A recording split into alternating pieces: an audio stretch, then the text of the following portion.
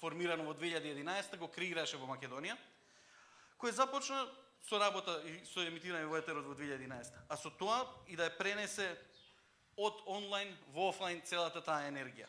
Од тогаш Engage е приказна која што се случува секоја година, а некоја година и по неколку пати. Оваа година Engage е организиран во рамките на прославата на 25 години од постоењето на Фондацијата Отворено општество. Во овие 25 години Фондацијата се залага за составање на динамично, толерантно општество во кое што граѓаните се силни, активни и вклучени, а властите се одговорни, отчетни, отворени за соработка. Младите и активизмот играат голема улога во сево ова и затоа сметавме дека многу е важно да се спомене тоа на овој настан. Денес тука имаме преку 10 говорници од 4 земји, кои што низ 8 говори ќе ни ги отворат темите поврзани со контрола на властите низ користење на технологија, образованието, родовата дискриминација, феминизмот, правата на LGBTIQ заедницата, како и улогата на филмот и потенцијалот кој што се крие во учениците и во нивните професори. Тука пред вас, на овогодинешниот Engage, ќе зборуваат Ѓорче Ставрески, режисер на филмот Исцелител од Република Македонија, Алвин Селимовски, директор на основното училиште браќа Рамиз Хамид и основач на бендот Рома Рок Скул, Румена Бужаровска и Ирена Цветковиќ од иницијативата Сега кажувам, Елтон Баджаку, режисер на филмот, и сега ќе пробам да го поводам начинот на кој што Скандал или Скандаль, што има свое значење, тоа ќе го зборуваме подоцна. Миф Никсон од My Society, организацијата која што го има креирано веб порталот They Work For You. Потоа Петар Ниновски од Brainster, Арбер Салиху од Термокис од Косово, Адријана Пејчиновска и Желјко Ненадиќ од Орце Токс, ученици во гимназијата Орце Николов. Денес, освен говори и покрај говорите, ќе имаме и мини концерт, импров театарски настап, како и филмска проекција.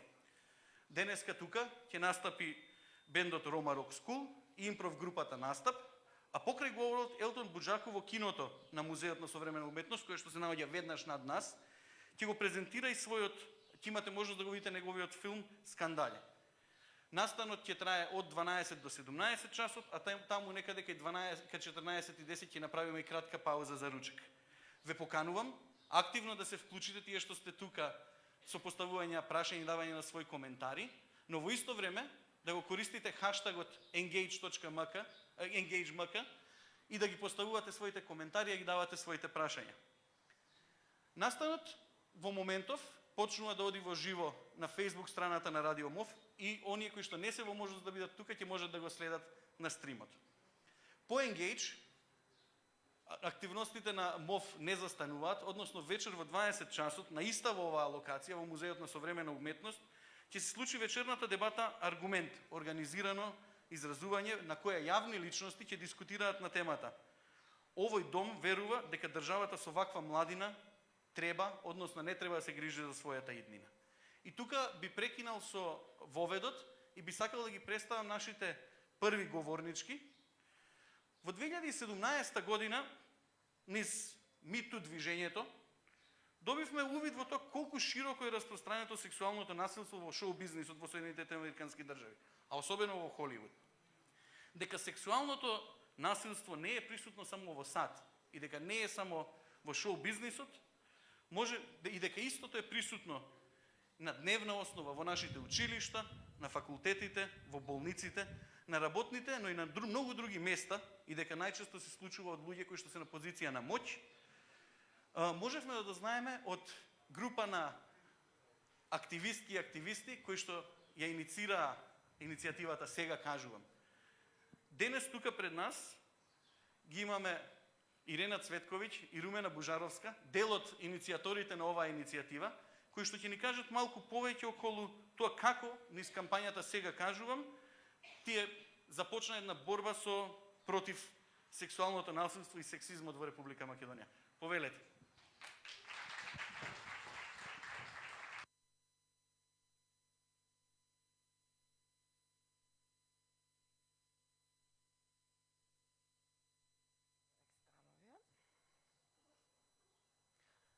Добар ден. Да ви се заблагодариме на поканата. Многу ни е драго што сме тука. Јас сум Руменова Ирина. Ние денеска ќе зборуваме за кампањата, сега кажувам, што ја иницииравме на почетокот на оваа година. Може првиот историја ова е всушност се работи за кампања за подигање на свеста против сексуалното вознемирување и насилство од страна на позиција на моќ. На почетокот сакавме малку да ви кажеме околу тоа зошто решивме дека ќе покренеме една ваква иницијатива, кои беа причините за тоа. Како што веќе беше кажано, веќе во текот на 2017 година го фати светот бранот, почнувајќи од Америка, на Me Too движењето, кој што се истори понатаму и во Европа, а потоа дојде и дебатите околу Me Too движењето дојдоа и во Македонија. Се појавија на социјалните мрежи, а потоа и се појавија и во известни медиуми.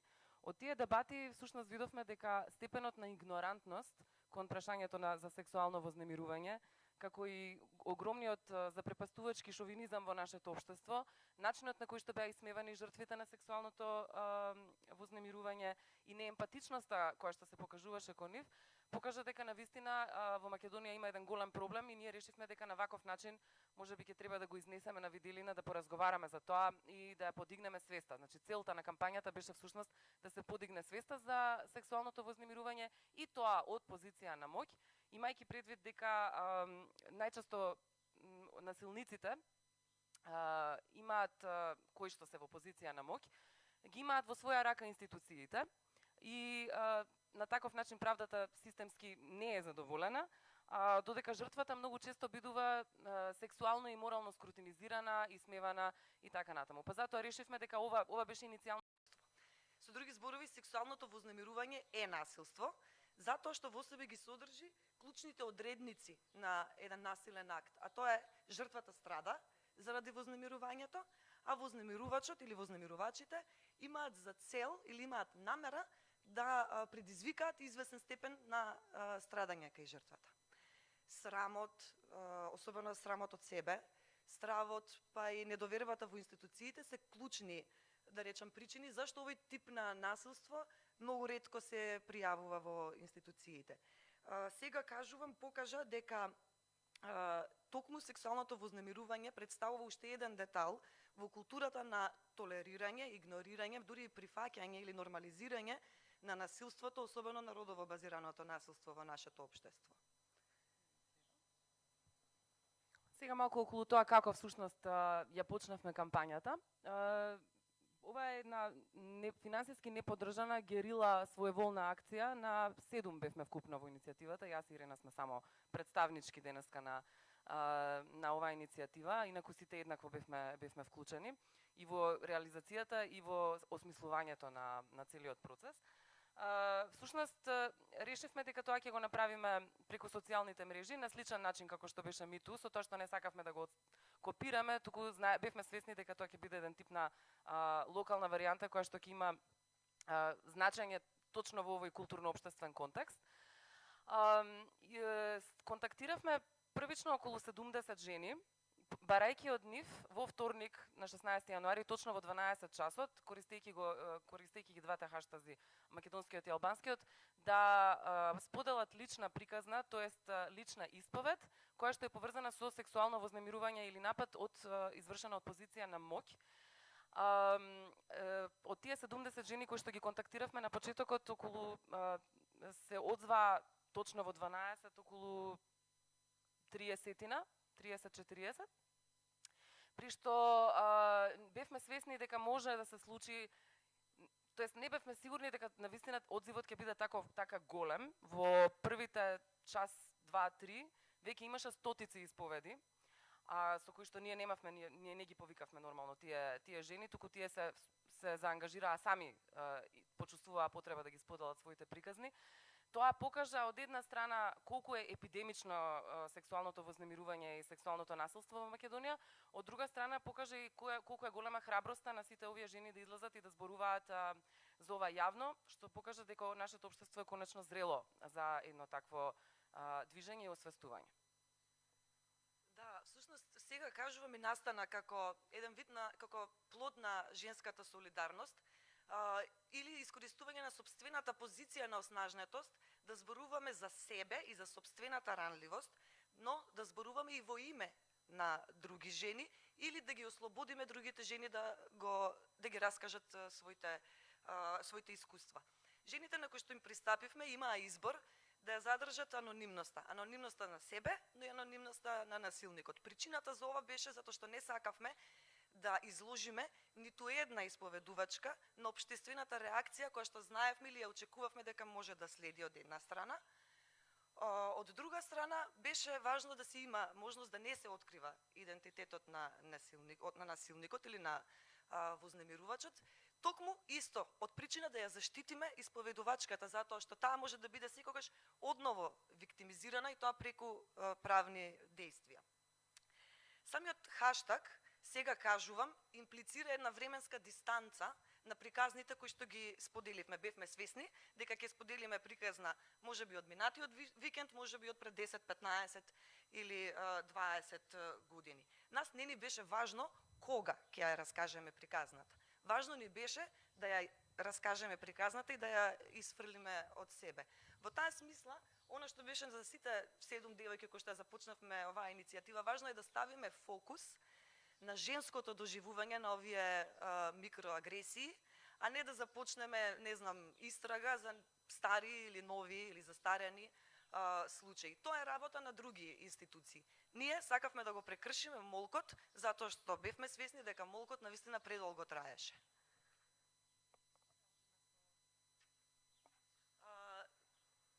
Сакам во овој момент да се заблагодарам на тројца студенти, кои што под моје менторство изработија едно истражување, од кој што дел од резултати ќе ги споделиме тука.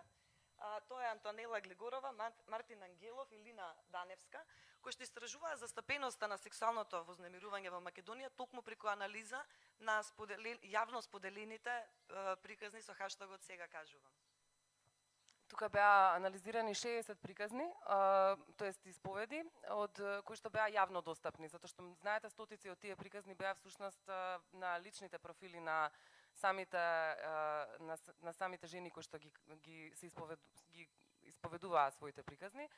Така што беа земени предвид 60, од кои што имаме интересни резултати. Еве, например, во однос на формите на сексуално вознемирување, најзастапени форми кои што се појавија при ова истражување, тоест во сите приказни се појавуваат тие едни исти, првиот е сексуален напад, тоест не првиот ќе го кажам на крај, сексуален напад или силување.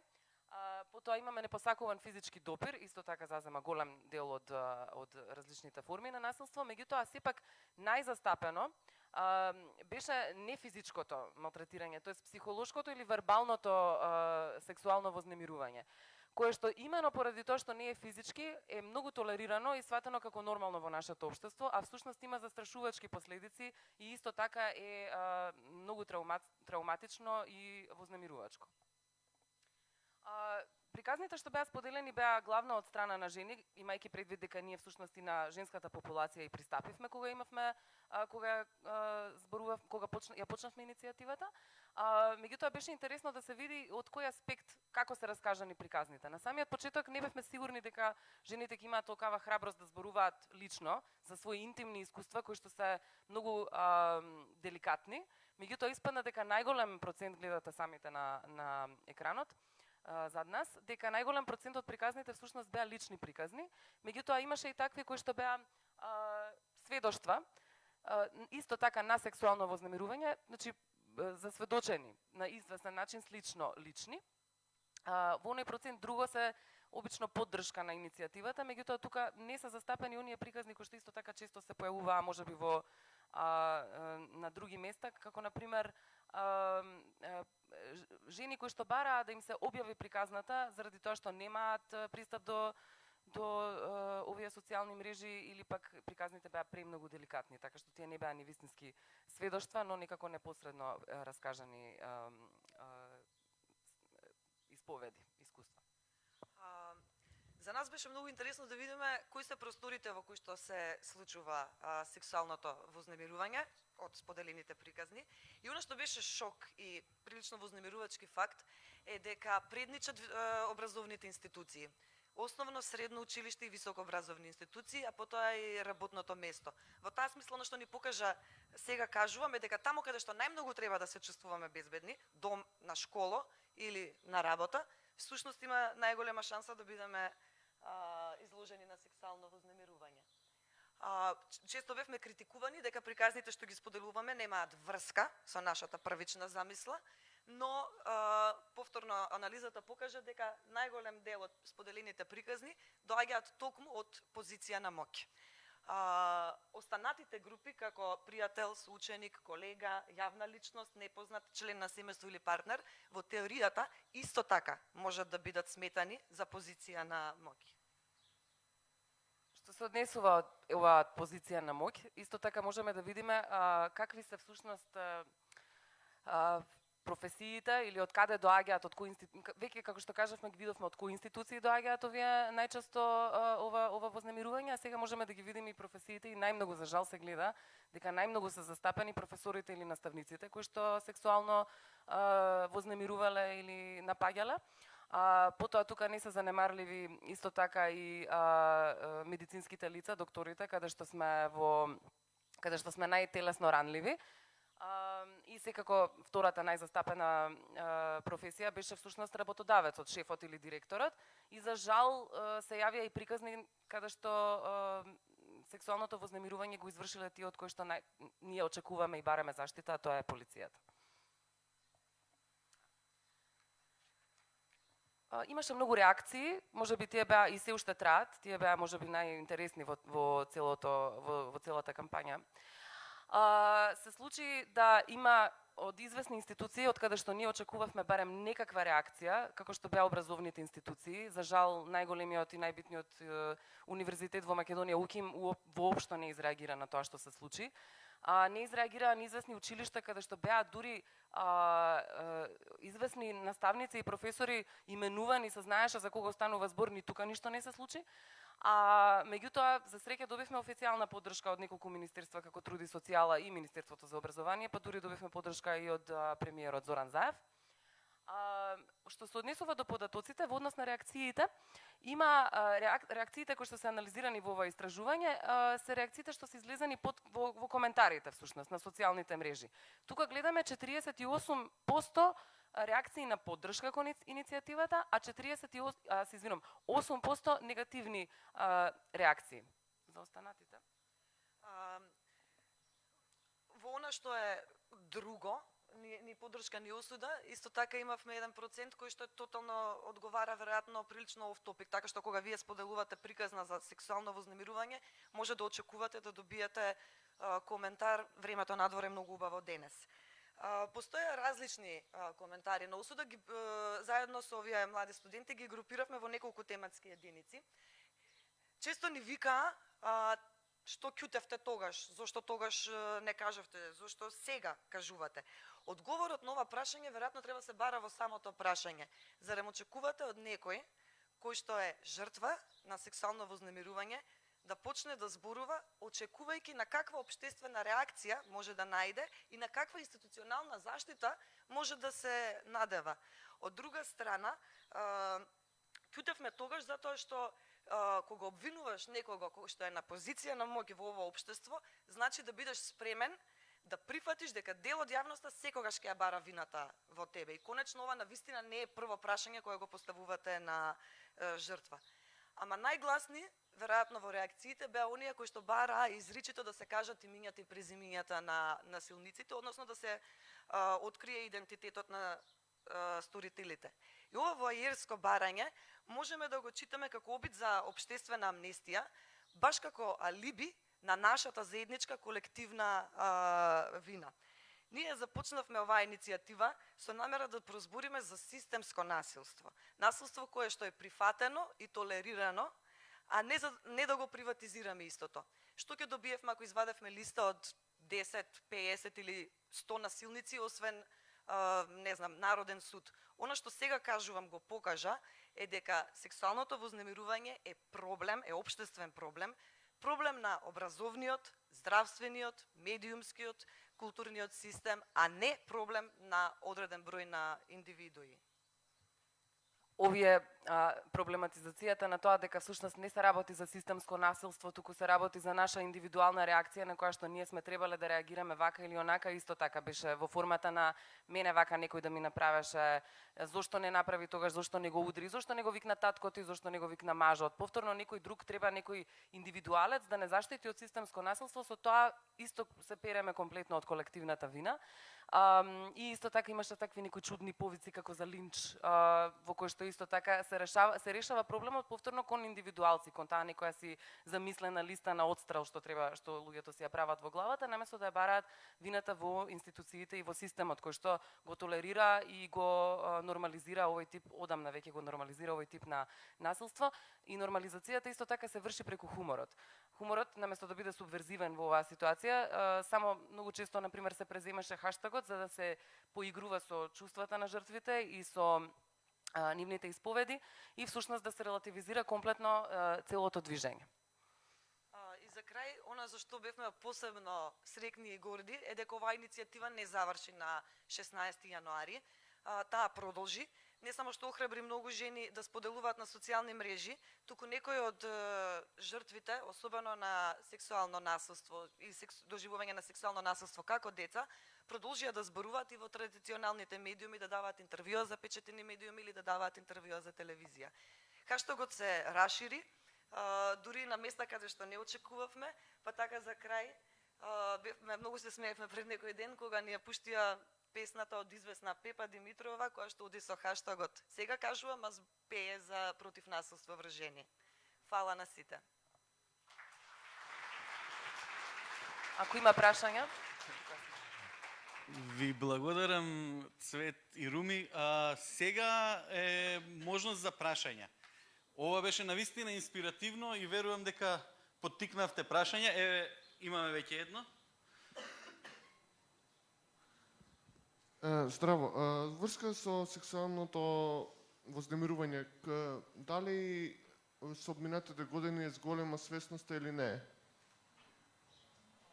Не знам дали можеме да збориме сега на ниво на податоци, но мислам дека Сега кажувам направи извечен исчекор, како што кажам, ако ништо друго, барем се скрши молкот. Фала. Дали имаме други прашања, затоа што ако немаме, јас имам некои прашања. Не гледам раце.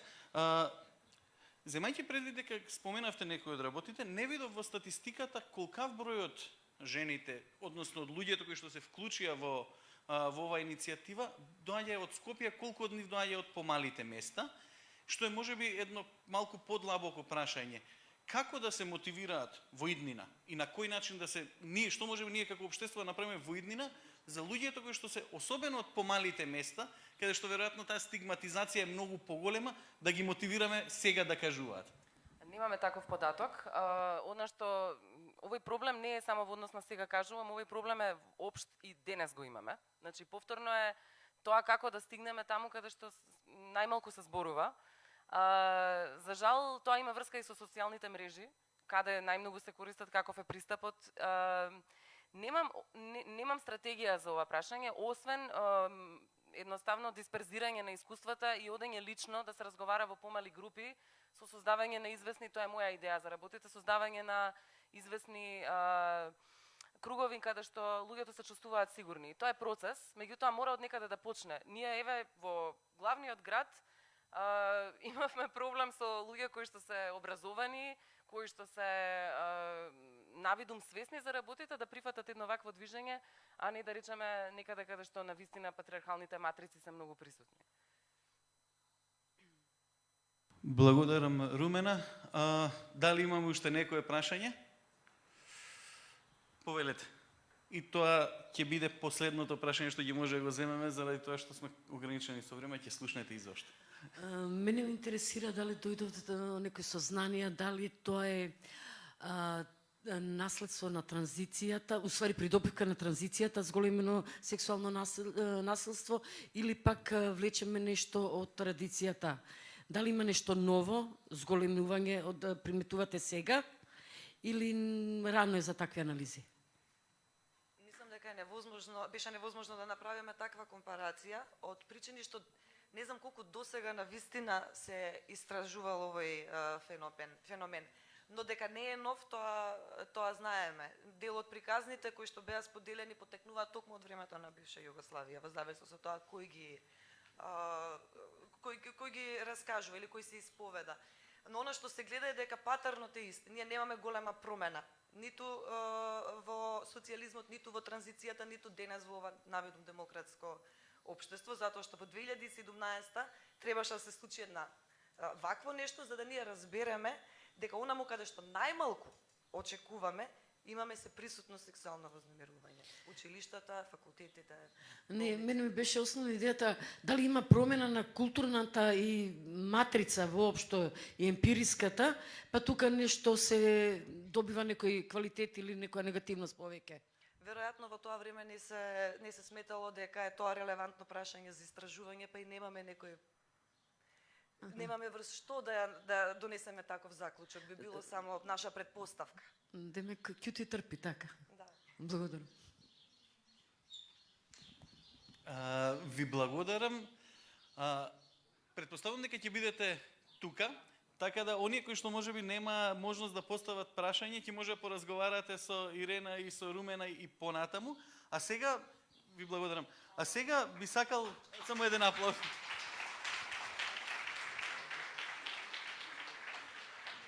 Во модерните представнички демократии граѓаните ги бираат пратениците да ги представуваат нивните ставови, мислења и да носат најдобри, што е можно подобри одлуки во нивно име. Но дали е тоа навистина така и дали ние како граѓани всушност имаме капацитет и информации да го провериме тоа. Ова е, без при тоа да мора поминуваме часови и часови следејќи и слушајќи го Собранискиот канал, кој што ќе се согласиме и не е баш најинтересното нешто за слушање. My Society од Велика Британија го има направено токму ова.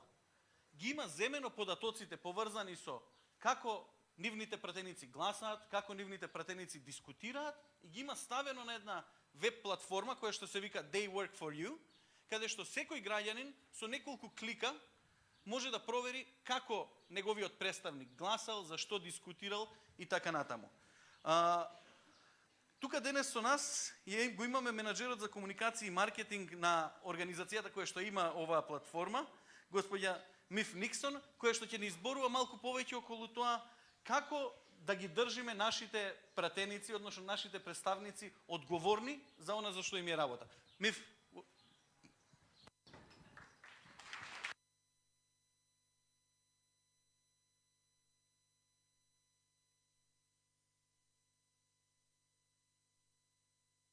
Is you could have just said anything about me and I wouldn't know.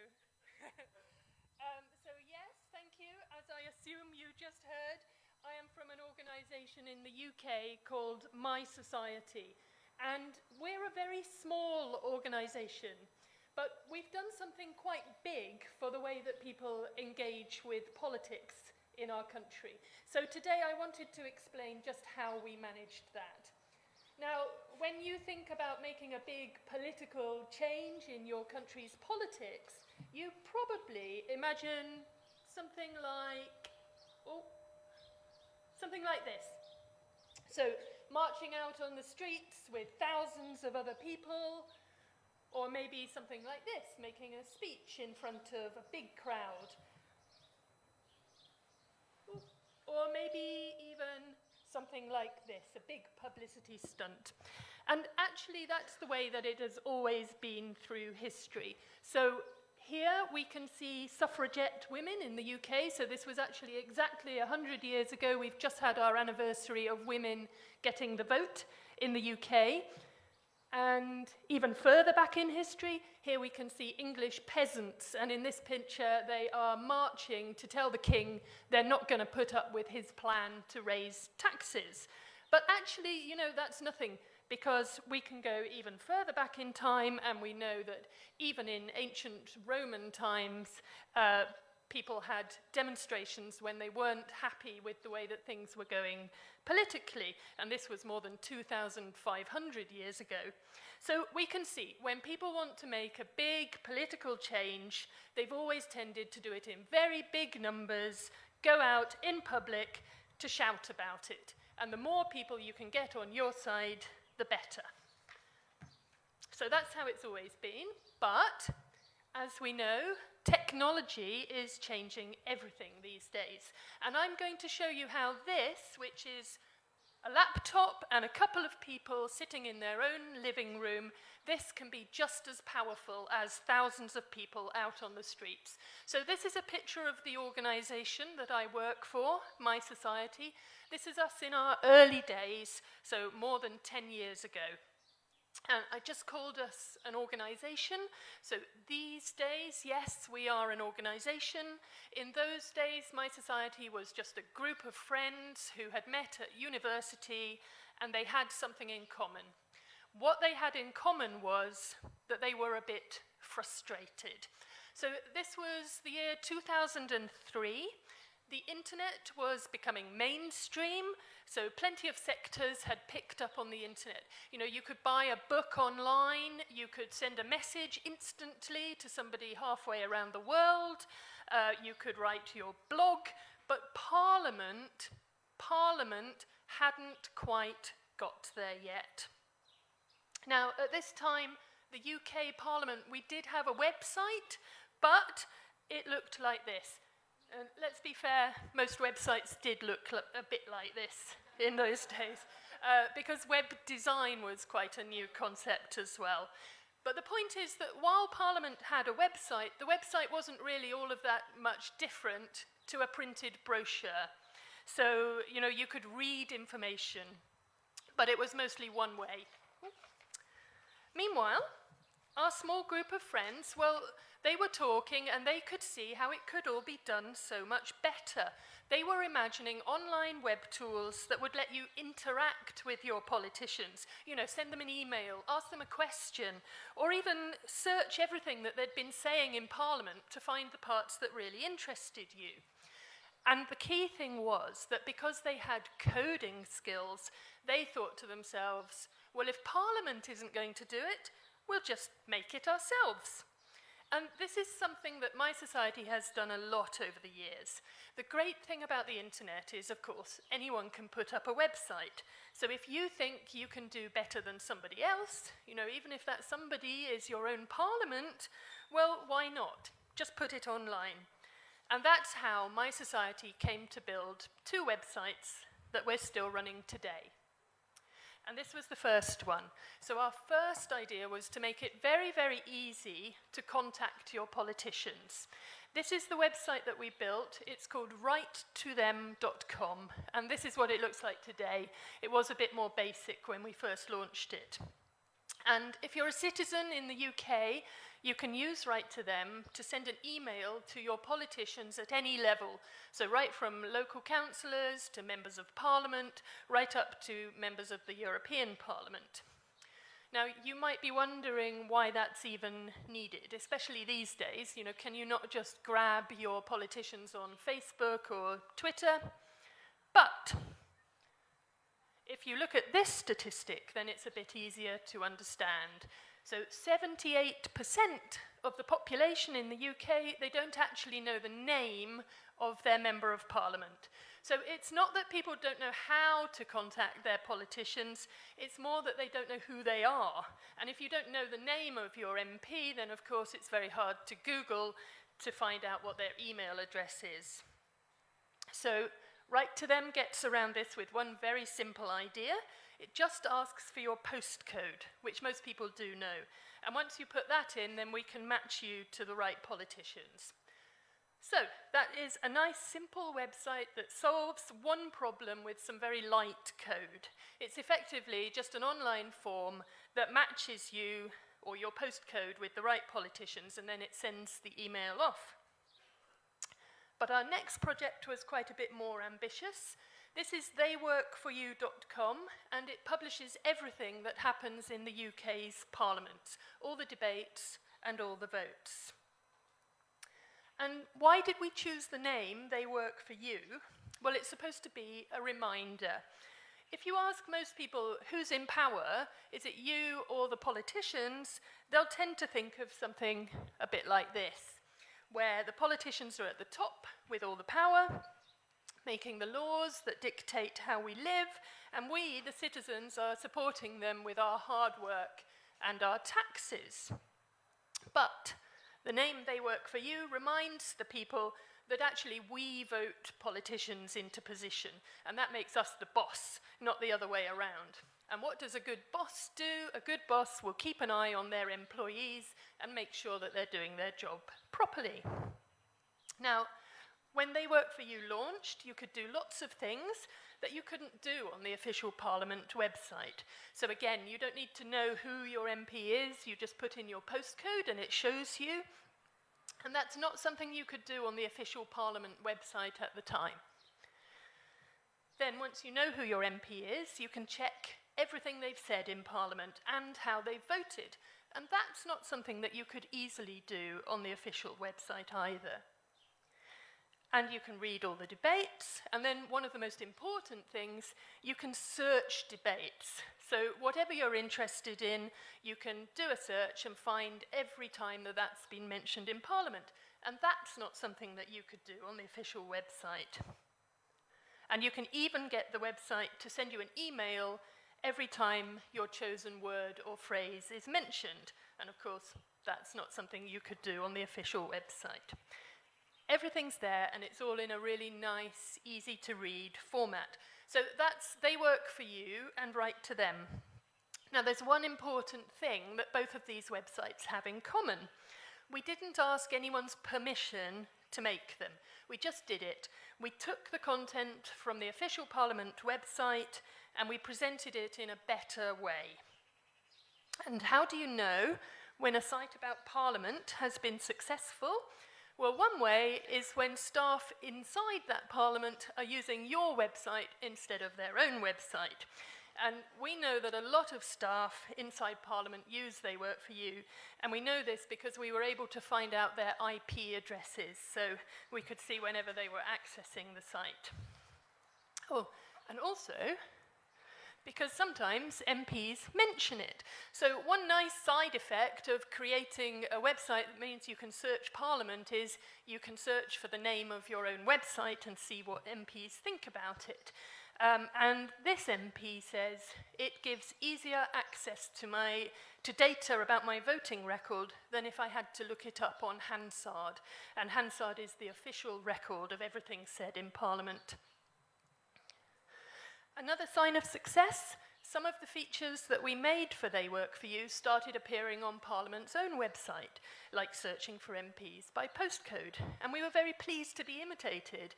In fact, we've sometimes said that if there was no need for They Work For You, then we'd be very happy to retire. And then finally, the UK Parliament started recognising the need to share their data in a way that anyone could use. So not just us, but any site which wanted to present MPs or votes or any other aspect of parliamentary activity, it's now all available as open data in a format that's very simple for coders to pick up. So all of that's lovely for UK citizens, but you know, in many ways we're very lucky in the UK. So just like everybody, yes, we moan about our politicians, but you know, Parliament does at least make the effort to keep citizens informed. And in other countries, that's not always so. So a few years ago, we started working together with other organisations in South Africa and Ghana, Kenya, Nigeria, to make websites similar to They Work For You. And in many cases, these websites were the first time that it had been easy to see exactly what politicians are doing. You know, if you can't see what your politicians are saying, or how they're voting, or how to contact them, it's very, very hard to keep them accountable. So those sites are helping millions of citizens to understand what their politicians are doing. But this is the project that we're really concentrating on now. It's called Every Politician. you know, if you want to run a site like They Work For You, one of the hardest parts sometimes comes as a surprise. It's keeping the information up to date. Because parliaments change so often, not just when there's an election, but MPs might change their role or get married and change their name or resign, or in extreme cases, they sometimes change which party they're a member of. And people tend to underestimate the amount of time it takes to keep all this up to date. And that's what led us to launch our project, Every Politician. It's just a small project to gather together data on every politician in the entire world, past and present. So maybe not quite so small. In fact, it currently holds over 2.8 million pieces of data, and it's growing every day. But the crucial thing is that every politician shares this data in a way that coders can very easily use in their own projects. And we currently have data for almost every country in the world, including Macedonia. And it includes things like politicians' names, dates of birth, photos, contact details, dates they've been in position, photos, everything that you need to make a parliamentary monitoring website. And just recently we've teamed up with Wikidata to help improve the political data that they hold as well, so it can be used even more widely. And what does all this mean? Well, one thing it means that is if you have some coding skills, or you can hire somebody who can code, then you can have your own parliamentary website for your own country with very, very little bother. And that website doesn't necessarily have to look like one of ours. So this data can be used for any project that needs to contain information about politicians for any reason. And here's just one example of the projects using every politician's data. This is a piece of software called Write in Public, and it's currently being used in South Africa and in Iran. It lets you have a public conversation online with a politician. And because it's all in public, whatever happens, you know, if the politician makes a promise, or he says he has done something, or he hasn't done something, then it's all there permanently in black and white for anybody to see. So that's a very, very simple way of increasing our politicians' accountability. So I'm just going to finish by saying this, really. Almost all the projects that My Society runs are very, very simple. They start with a small idea, like making it easier to email your politicians or publishing how MPs have voted online. And we've grown as an organisation, but really we're not that different from that small group of coders who are working from their living room. There's still only about 25 of us, and we're helping to make political change all over the world. So, you know, while it's still important to go on marches and get your voice heard, this is really all just to say that thanks to technology, a few people really can make a big change to the way that we keep our politicians accountable. Thank you very much, and I hope some of you will follow us online. Thank you very much, Miv. And knowing the people that are here, I can imagine that somebody will take on what you offered. Имаме прашање таму, повели? Така. First of all, I want to thank you that, and I'm very glad that you raised awareness in the UK and worldwide that the politicians as our friends and neighbors are there for us, to represent us. I want to ask if you have the info, what was the feedback of the politicians when your page started working? How they reacted to that?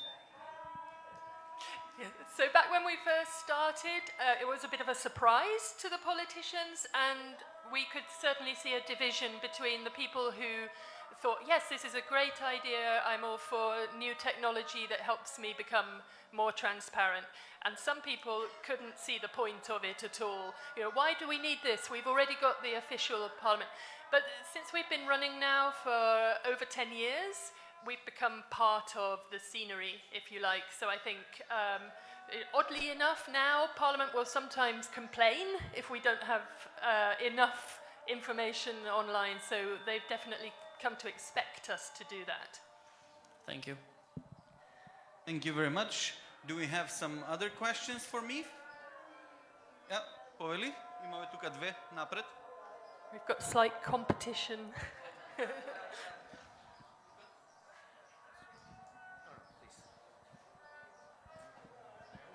I really like your idea, and I would like to ask you if people have described you as objective and transparent, and what was the inspiration for making this organization? Was your government not transparent enough for you to make this kind of organization? Yeah, so to answer your first question, it's always been really important to us to be non-partisan. So we say that our websites are for everybody. It doesn't matter if you're left or right wing. The important thing is that the information is completely objective. Everybody who works for My Society, of course, we have our own political views, but when we write, say, our blog or we put any information out there, it's completely neutral.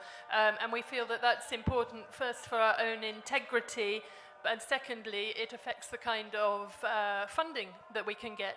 Because as a charity, if you are campaigning for a political group, then it's quite a different legal concept from if you are making something for everybody that's neutral. And what led us to make the website? Well, yeah, like I say, initially I think it was because the people who first set up My Society were quite intelligent coders and they could see the future. So they were just frustrated by the fact that government wasn't understanding the possibilities that were clearly being used all over the rest of the internet. Okay, thank you on your great presentation. I have a specific question regarding how do you ensure political engagement or that political selected leaders, for example, politicians in the House of Commons, actually engage with the complaints or suggestions from citizens? Because the issue we have in our local context is that you spam a politician, his inbox is full, he doesn't even read the messages. So that's my specific question. So of course it's very hard, but with Write to Them, then what we always try to tell a politician is that if you get a message that comes through Write to Them, that's just the same as if your constituent was writing you an email or a letter. One thing that we do every year, although we haven't done it this year and we're kind of in two minds about whether to do it again, but for several years we have published a kind of table of like which politician has replied to the most answers. So when you send an email through Write to Them, it's completely private. It is like sending an email. So we never see the correspondence going back and forth, but we do send a follow-up questionnaire just to say, did you get a reply? So we're able to take those statistics and say, oh, this politician has replied to 98% of every message that he received through our website. And oh dear, this one looks more like 5%. And we know that politicians pay attention to that and they are quite keen to make sure that they rise to the top of the table. Okay, thank you. Имаме време за уште едно прашање, па ако има едно прашање таму и фоллоуап на коментарот. Ајде прво фоллоуапот за тоа што веќе праша, па прашањето. It's not a follow-up, it's another question that I forgot to ask you. And I would like to ask you if you have ever considered incorporating internet democracy in the sense of voting online?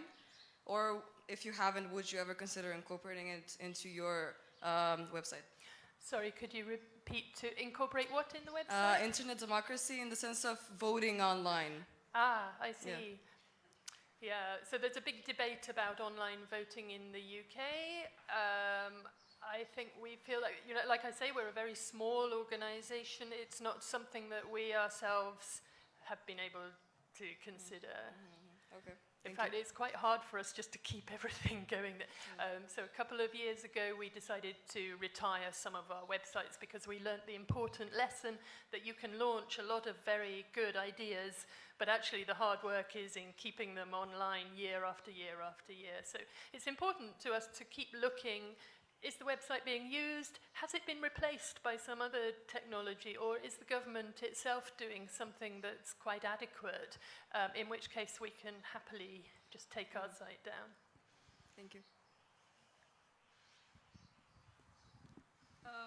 Is there any report on the government trying to hack the sites or trying to stop the work of these sites? So I think in the UK that sort of activity would be quite unusual. I can't speak for other countries.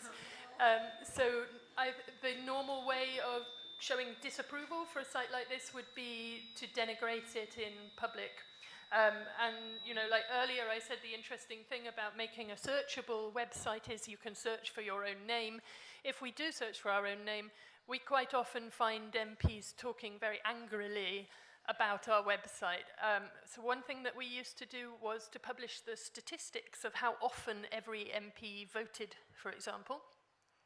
And this apparently led to some MPs making an extra effort to speak more often, but not very long. So lots and lots of short sentences and contributions to debates, which actually didn't add up to being better, but it looked better on their page statistically. So actually we removed those statistics after a while. But that kind of thing, yeah, it leads to some sort of negative comments from MPs, all of which can be found on the website. And that's really, I think, how they show their disapproval. Thank you very much, Mif. You will be here also for the duration of the day, so everybody that didn't get to talk or to ask, she'll be at your disposal. Thank you very much once more. Thank you.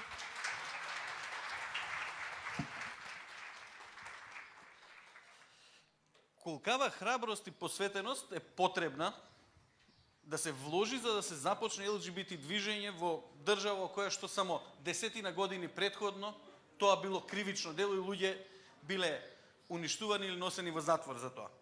Токму ова е темата на филмот Скандал или Скандаль, што ако го преведеме на некој начин од албански значи дека никогаш не престанува. И мислам дека тоа е една од намерите на авторот. Овој филм ја раскажува неверојатната приказна за тоа како може да се започне општествено и политичко движење во Албанија, кое што ќе прирасне во срцето на општеството. Освен што ја раскажува историјата на општествено движење, на некој начин ги повикува и сите оние, ги охрабрува сите оние кои што се уште се исплашени или не се уште се исплашени. Елтон Буџаку е авторот и режисер на филмот Скандал, кој што ќе ни каже за тоа како правењето на филмови го менува LGBTQ заедницата во Албанија. Повели Елтон.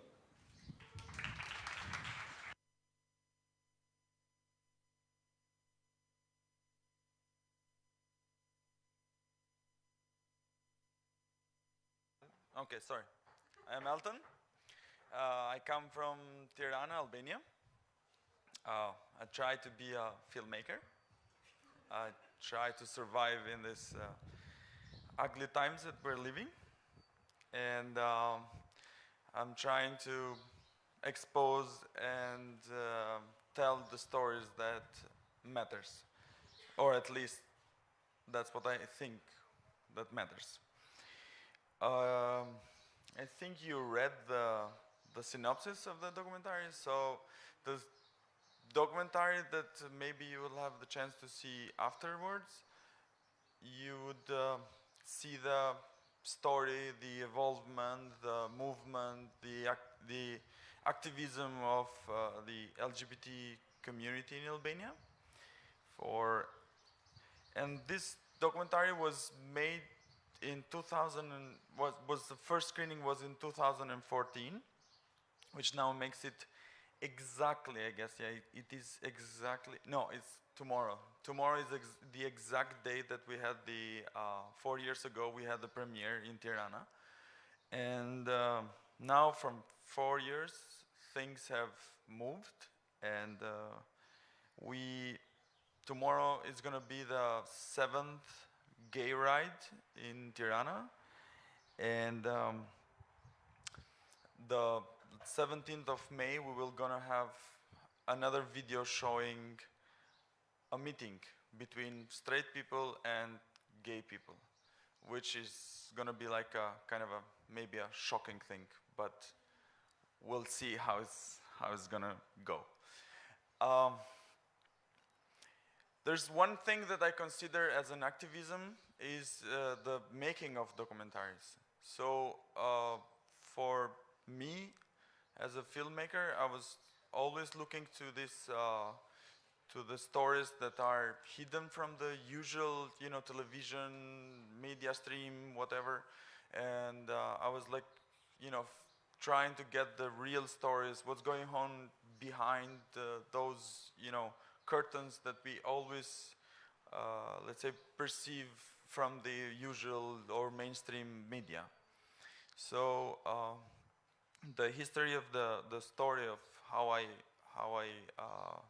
started this documentary was I met once with some activists from LGBT community, and I was a student at the time, and they invited me to, to do a short story or to help them to put together a short film, short documentary. And I immediately jumped into the idea, and I was like, yeah, okay, yeah, fine, I like it. So let's try to, to work out and to see how it's gonna work. And that first story was two couples with the face hidden, with the voice altered, which they just told their story, but nobody knew them, nobody had this, who was behind the, that covered face. So after 1 year or some, I approached again the guys and the girls that I knew from the community, and I said, okay, let's do something kind of bigger, and let's show a bit your story, like your activism, your whatever you have done, which brought you like to the, let's say, to organizing this community and to have this idea to organize the gay ride. And I call it gay ride because it's a ride with bicycles. So it's a different, has a specific thing. You don't just go and march, but you ride your bicycle, and everybody's invited to join with their bicycles. There are people also walking, but this is kind of a specific thing. So the story goes on, and then they really loved the idea of making a feature documentary. So we moved forward to, to gain the histories, the story of the people, the story of the activism, and we collaborated like very, very,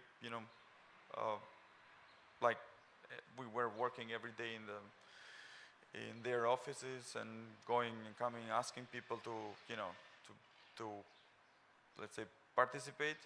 And at that time, there was only 2 people who were out publicly. All the others that participated in documentary was kind of their coming out. So in this sense, I think the documentary made it to bring forward and to give them also some courage. It took some courage to come and to show themselves to in front of the camera, but also this one inspired the others who saw the documentary. So let's say I made the documentary, and maybe I'm not the right person to talk about the whole activism that they do, and they do a lot. But what I saw as a very, let's say, thing that moved the things forward was the actual provocatia. So as soon as somebody, went in television from the community and they kind of provoked something, and then immediately you open a discussion, kind of you open a debate in, oh, these guys, but they're destroying the family, they're destroying our society, we were good in communism without them, and blah, blah, all these stories. But this actually opened this debate, and it is good because it gives also the floor to LGBT community to explain themselves and to show themselves. Because they usually people, I don't know, imagine some monsters behind the curtain, they will beat them, whatever. I don't know, they have many imaginations, like crazy people, I don't know. And I think, as a comparison, because I don't know much about the community here, but as historically, I guess it's something like if you have like ex-Yugoslavia as your past, we have communism, like dictatorship, and we always compared that. Oh, in dictatorship we didn't have such things, and now in democracy, now these guys, everybody wants to come out now and blah blah all this. This is something, this is not ours, it's brought by the, from outside, and that's kind of, doesn't belong to us. It's, we see it as a foreigner thing, let's say, I don't know. I don't know what to say, more. I wished you had seen the movie before, and then, I would also leave the floor to questions maybe, because I don't know if you have any comments, questions, or if you want to say something. Yeah, thank you very much, Elton. I'm sure, сигурен сум дека Елтон поттикна некои прашања кај вас кои што можеби би сакале да ви ги дообјасни, доколку нема прашања од публиката. Еве, напред, може микрофонот напред.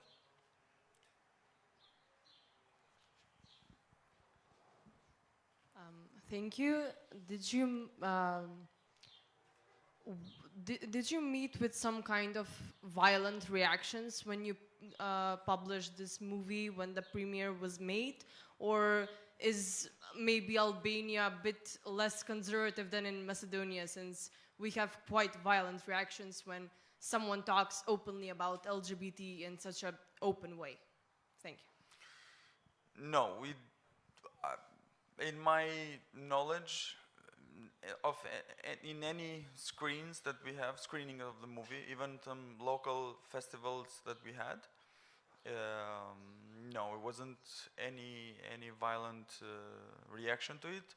Of course, there's people who are against. They don't want to see it. Maybe sometimes they shout at the screen, but not any. I think it's a bit different because we have the Muslim community, which is kind of the openly against. Like they're like even in the first gay ride that we had, they were there, marching for the family, they call it. There was the gay ride and the marching for the family going in the parallel street, whatever. But there was policemen dividing the two groups, and it was kind of a shame thing, but it's still. And also in the gay rides, there's always ambassadors, I don't know, US ambassadors, UK ambassadors, whoever, can join, just to be there, to, not, just to scare people not to be, violent. Okay, thank you very much. Дали имаме некои други прашања од публиката? Затоа што ја имам прашање ако нема.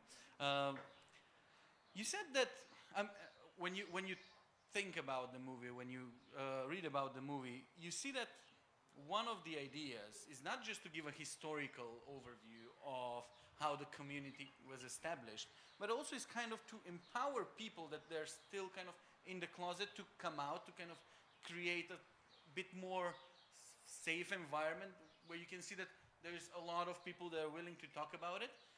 Do you think that you managed to achieve this with the movie? I don't know what the exact effect of the movie is, but what I experienced was one of the.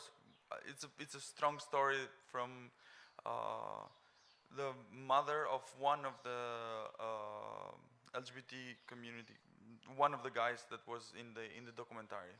When his mother saw the documentary, she was like kind of overwhelmed by the whole thing, and she's like, she was telling to him, I didn't know you before.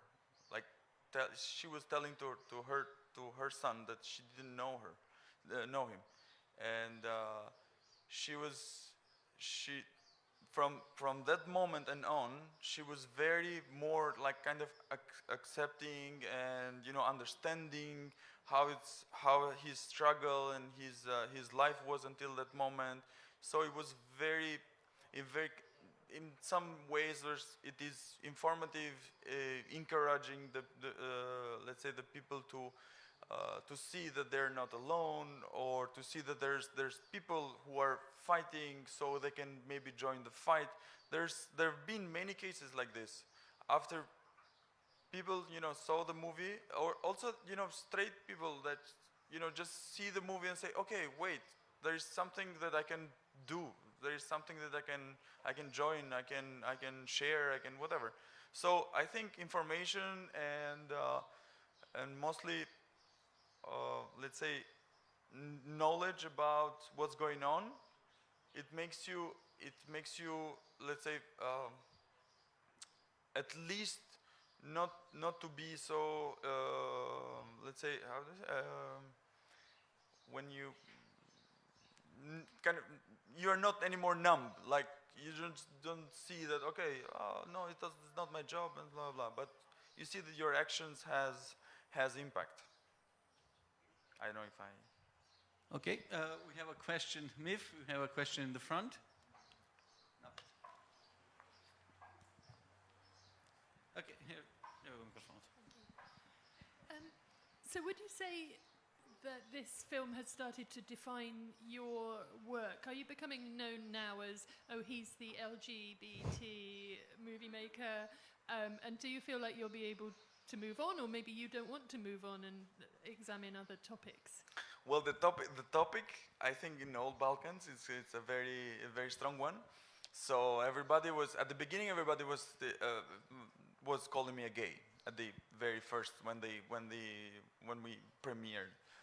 But then after, I made another documentary about the Roma community, and they're like, what?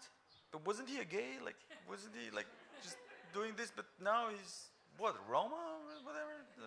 And made people, confused, and then they start asking real questions like, is he married or is he what? So things, but yes, this film made it into the competition of that year on Sarajevo Film Festival, which is a regional, very famous regional festival, which none of the other movies that I made, made it to the competition. So I think there's the topic is very hot. So festivals and I don't know, everybody's like, oh, let's see what's going on about this. But for example, for Roma stories, for example, was less interesting. People are like, okay, yeah, Roma, but let's see. But I don't think that's gonna be, it's defining like forever my career or something. It's a step. It was a very strong point, but no. Thank you. Thank you very much, Elton. Give a hand of applause.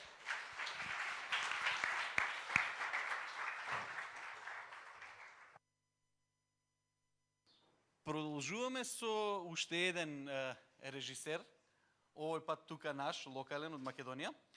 Филмот Исцелител ја имаше својата премиера минатиот ноември, а од тогаш илјадници луѓе, како во Македонија, така и надвор од Македонија, во киносалите, но и на телевизиските екрани го погледнаа филмот. Дека филмот не беше само одлично прифатен од критиката, од јавноста, туку и од критиката, покажува фактот дека до сега беше на 23 светски фестивали, на кои што освои 9 награди, од кои што 5 за најдобар филм. Исцелител, за оние кои што го гледале, веќе знаат, е низ многу луциден и духовит начин ја прикажува на моменти бруталната реалност на живеењето во Република Македонија, сиромаштијата, уништеното здравство, локалните верувања и уверувања, но и комплицираноста на меѓучовечките односи кога живееме во овој контекст. И повеќе за тоа како филмот, како Исцелител зборува за социјална правда, за активизам, не може никој подобро да каже од режисерот на филмот, Ѓорче, поведи.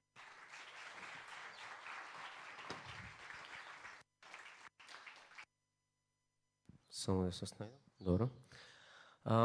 Здраво, моето име е Ѓорче Ставрески. Јас сум тука да ви ја представам мојата презентација со име Исцелител порачува, нема лек за вас. или приказни кои го обликува филмот во деновите кога Маркс се врати. Тоа е поднаслов. Малку за мене, јас сум наградуван режисер на филмови и на реклами, сакам да читам книги, да гледам филмови. Од книга ќе издвојам Sense of an Ending на Джулиан Барнс, а филм Лов на Томас Винтерберг. Инаку сум добитник на награда 13 ноември за математика и за науки, а филмот ми беше така, дојде некако спонтано во мојот живот, бев еден нрд инаку. Секогаш се прашувам кај ми беше паметот кога одлучив да се занимавам со филм, особено со овие сите технолошки големи пробиви, меѓутоа ете заврши во ова едно лудило. Кога имав пари кога снимав реклами, сега сум шворц, тоа е цената што ја платив со Исцелител, со целовечерен игран филм дебитантски, и во Исцелител сум режисер, сценарист, продуцент, монтажер на звук, дизајнер на плакат, на шпица, преведувач, монтажер на трейлер и што уште не. Исцелител имаше 23 фестивали за помалку од 6 месеци, имаме 9 интернационални награди, 14 недели кино прикажување. Фала ви многу. Повторно сме во кино сега. Добивме звездени критики од Variety, Hollywood Reporter, имаме престижен продажен агент White од Париз и премиера на престижниот HBO Europe. Инаку ова прашање често го слушам, зошто сум се уште во земјава, и јас се прашувам, да бидам искрен. Се надевам некои работи ќе се поправат и ќе можеме да живееме поубави животи тука. Првиот дел ќе ви презентирам 3 приказни кои што беа некаква инспирација, да кажам, за Исцелител. Првата приказна на забава со Дарвин. Бев на една журка и со еден познаник зборувавме. Јас имам голема симпатија, си гавам кон сите науки, ми остана тоа од мал.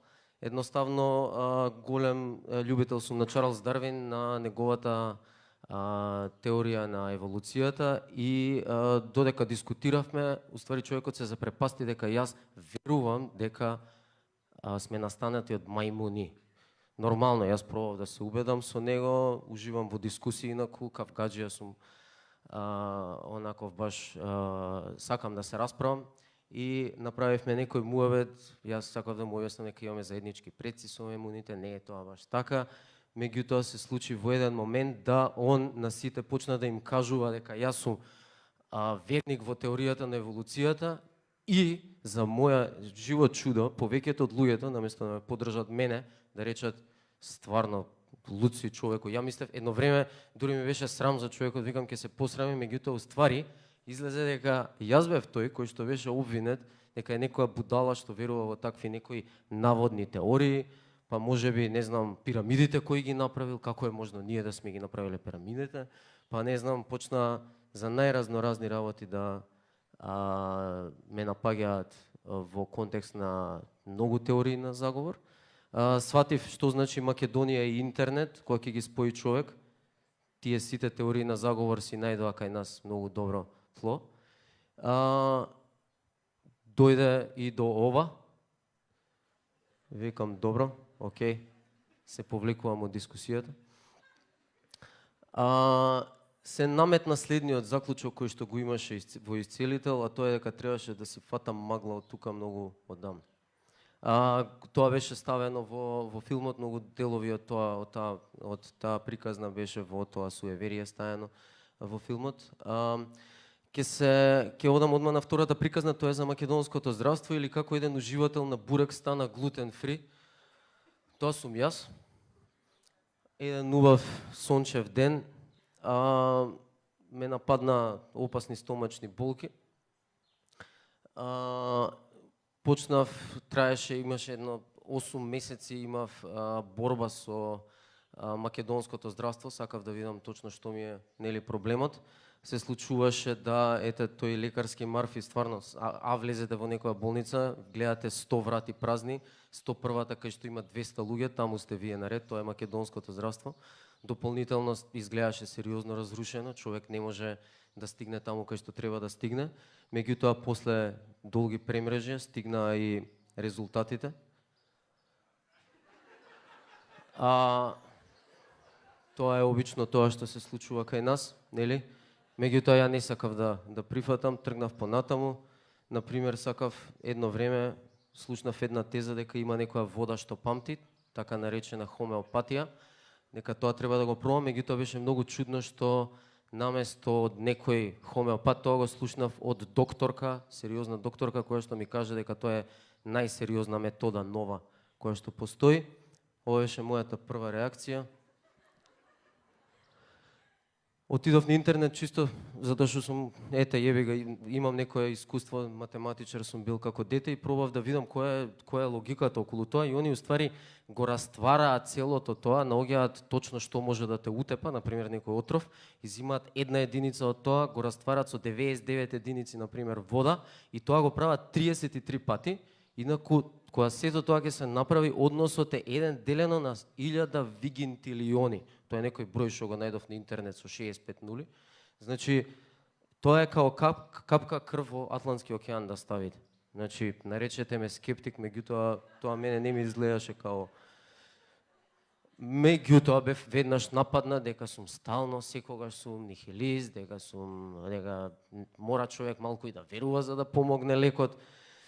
Тоа е луѓе македонското здравство, значи еве ќе спомнам уште еден заклучок од исцелител, а тоа е мудроста на Джем, дека само ова може да ви помогне. Достоинство само на приватно. Имаше момент кога се запознав прв пат со концептот на приватно, ги имаме лековите, меѓутоа на приватно и на рецепт. Тоа за мене е еден неверојатно луд концепт. Значи, бев во една аптека и имаше една бабичка пред мене, сакаше да купи лекови и кажа, ги има лековите, ама не се на рецепт. Бабичката имаше некои си 30-40 денари во джеб и многу ми беше блесаво, не можеше да разбере како е можно да ги има лековите, а не може да ги добие. Не можеше да го разбере тој концепт на ги имаме, меѓутоа ги имаме само на приватно. Веројатно се уште беше во рана фаза целото тоа што го видов. И се насолзија очите, беше стварно една срцепарателна сцена. Мислам, лековите инаку беа некои си 100 денари, ја извадив некои 100 денари, ги дадов на бабичката. Надвор ме чекаше кога излегов, ми се заблагодари и се насолзија очите. Си викам, значи стварно сакав да ја прашам, мислам, стварно доаѓаме до дереже со тоа наше македонско здравство да го губиме достоинството сериозно. Мислам, особено луѓето кои што се безпомошни, кои што имаат проблеми, не живеат достоинствено во круговите на тоа наше здравство. Се наметна последниот заклучок од овие 3 приказни, а тоа е од тетка Рада од Исцелител. Ова е заклучокот. Ќе се префрлам на вториот дел од оваа презентација, тоа е ангажираната уметност, за мене е одење по јаж. Барем во моите очи тоа е една комплицирана работа која што треба човек стварно треба да подразмисли, да разбере на кој начин сака да испорача својата критика во едно дело. Како вовед ќе го спомнам, ќе го искористам, имаше пред неколку дена беше 200 годишнината од раѓањето на Маркс.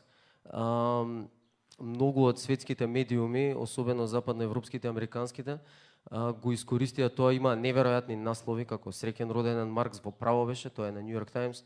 Капитализмот се развива онака како што Маркс предвиде во кварц. Маркс се врати во Foreign Policy. Резимето на сите од нив, на повеќето од нив е дека 30 години по падот на комунизмот, тоа е доволна дистанца со свежи очи да се критикува капитализмот. Нееднаквоста расте, јазот се зголемува и светот е во криза.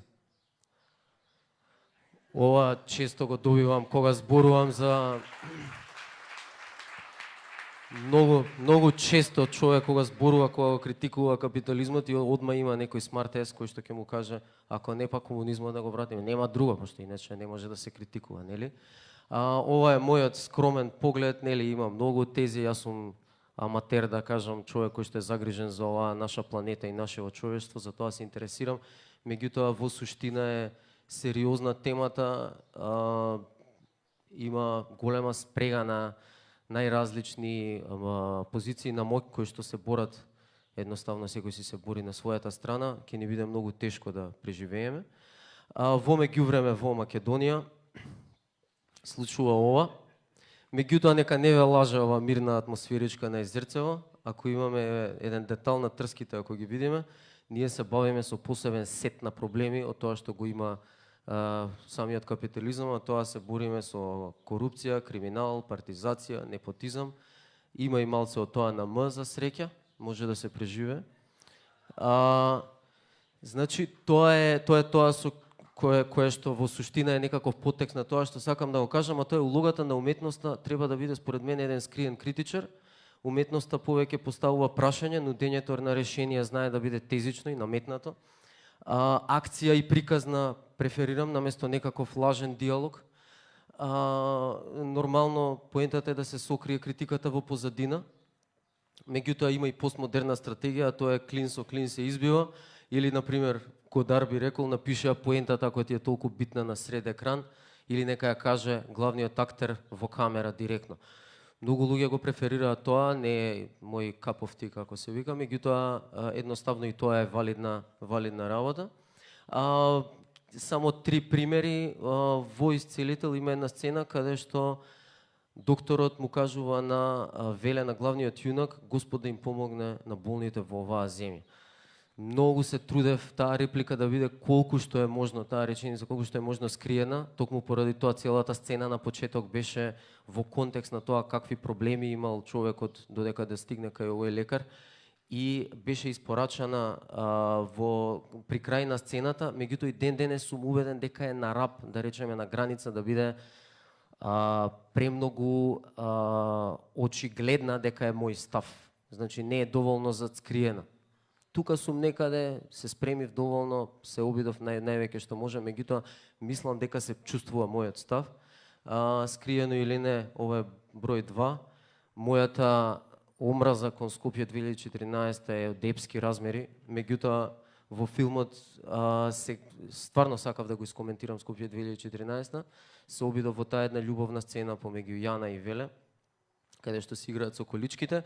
Контекстот е дека нешто спомнал Веле, кое што ја наљутил Јана и она му вика, така и почнува целото тоа, како погрешно мислиш за барокните згради во Скопје, за тоа мислиш дека е погрешно. Значи повторно се обидов на начин на кој што едноставно најдобро знаев, се обидов да го скријам целото тоа за да не звучи како мој став, туку да биде како реплика, како реченица од филмот, од крв и месо. Многу битна работа, криење на мојот став од во некоја смисла треба и филмот, целосниот филм кој ќе го изгледа човек да има еден став на критика, нели?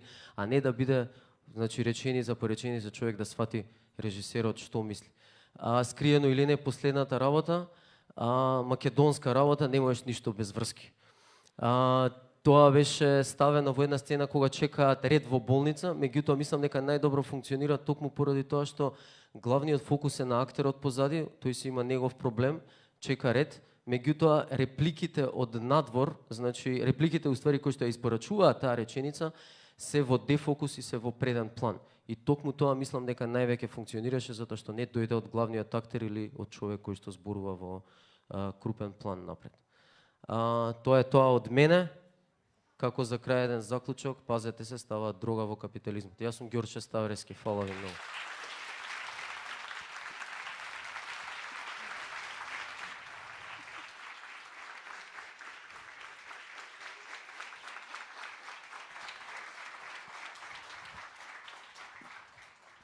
Благодарам, Ѓорче. Мене ми е срам да ја земам сцената сега. Па, ќе те оставам сам да постоиш и да бидеш во центарот каде што заслужуваш да бидеш. Дали имаме, нормално дека имаме прашања. Повели, Никола. Здраво, здраво. Првин да ти честитам за презентацијата, стварно беше многу интересна. Филмот кој имам изгледано и најискрено е квалитетен филм и многу подобар од сите останати во Македонија, ама мене лично не ми се допаѓаше, затоа што беше премногу реален и мислам дека скоро сите филмови што ги имаме во Македонија се со некоја ваква тажна приказна, а прашањето ми е дали планираш нешто ново и дали некојаш во Македонија ќе се сними филм што ќе биде со некоја поведра тема или комедија или нешто такво. Бидејќи ова сега што го презентираше беше многу позитивно, а филмот за разлика покажуваше некаква по темна страна, да речеме, на нашето општество.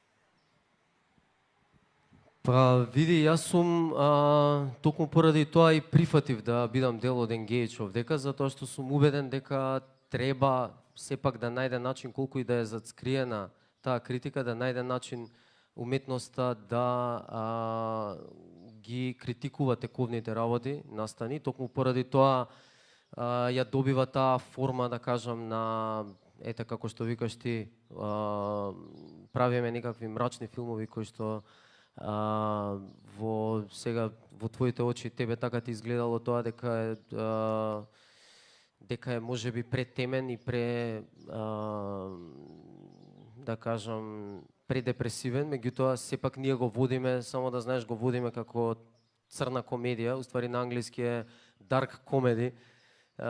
Мислам дека не можам посветло од тоа. Ако ти е некаков одговор. Мислам, да, те разбирам. Знаеш што е проблемот? Обично луѓе кога прашуваат зошто не правите вакви филмови или онакви филмови, обично не го ставаат контекстот во перспектива, а тоа е дека луѓе ние имаме многу малку филмови со кои што можеме да излеземе. Ние не правиме многу филмови. И не може човек да направи статистика, знаеш, ако зборуваш на пример за во некоја Америка каде што има 1000 филмови, можеш, нели, релевантно е да прашаш зошто баш од тие 1000 не се 100 вакви или онакви. Кај нас ние правиме по, не знам, 1-2 филма годишно и тоа не може човек да направи јасна статистика колку филмови се светли, колку се, нели, колку се темни, колку се драми, колку се комедии. Мислам дека секој треба да биде стварно да го прави тоа во кое што верува. А јас верувам во ангажиран, но зацкриен, да кажам, филм. Благодарам. Дополнителни прашања од публиката? Еве тука имаме две. Повелете. Може да ги земеме двете прашања па да ги одговори Ѓорче. Ѓорче, само сакам да кажам дека филмот беше изврсен според мене. Конечно македонски современ филм кој што не ја користи марихуаната за курч или некако среден прст кон општеството. Зборуваше за тоа дека сакаш да го прикажеш својот став или можеби не својот став во завиена форма. Сакам, ако може, да добиам коментар од тебе за активистката чие што видео 8 напред 20 април која што користеше марихуана.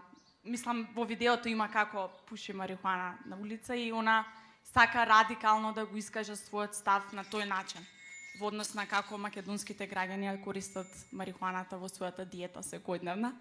А што мислам, сметам дека кај тебе, освен тоа што сега нема да га земам марихуаната, само дека ти си покренал такво прашање, ти зборуваш и за здравството, сметам дека зборуваш и за генерацијскиот јаз, односно врската помеѓу таткото и синот, како нашите родители, застарените генерации би гледале на некои работи кои што нас не се случуваат во современото општество.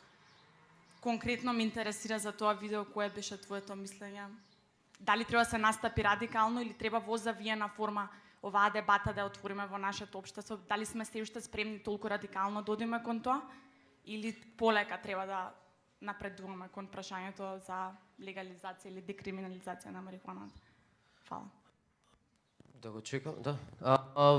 Океј, знаеш како, мене многу ми беше криво за девојката, нормално, мислам, тешка глупост е, зошто да ја уапсиш на тема на некакво видео кое што снимила.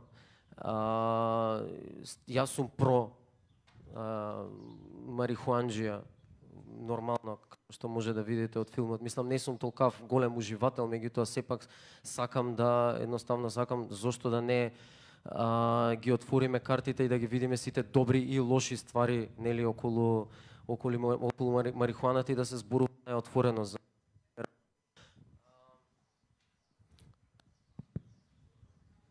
меѓутоа, не знам што да кажам, многу интересна работа се случи околу тоа како различните генерации реагираа на марихуаната во исцелито. Не можам да ти објаснам колку уствари, ќе кажам сега, може некој ќе се навреди, колку старците ја бендисаа целата приказна. Многу ме изненади, напротив, уствари добивме повеќе напади од про марихуана да кажам од марихуанџиеве повеќе не критикуваа затоа што јас имав еден став дека нели како и во филмот не може тоа се да лечи, мислам, не е тоа лек за сите болести. Јас имав еден, го држав таа една страна на науката, еден неутрален поглед имав на целата работа во филмот. Меѓутоа пензионери, мислам, не знам, мајка ми на пример ме праша, видиш убаво, што не каже дека ова кажи рецептот, дали може рецептот да го добијам јас имаше најразлични коментари. Не е нормално колку јас се плашав искрен да бидам, нели, конзервативна Македонија како ќе ме гледа и како ќе го гледа филмот во контекст на тоа, меѓутоа можам да кажам дека тука хуморот колку и да не е препознаен, во некоја смисла помогна за тоа да има подобар влез, полесен влез марихуаната. Дали мислите дека планирате уште неколку филмови да направите?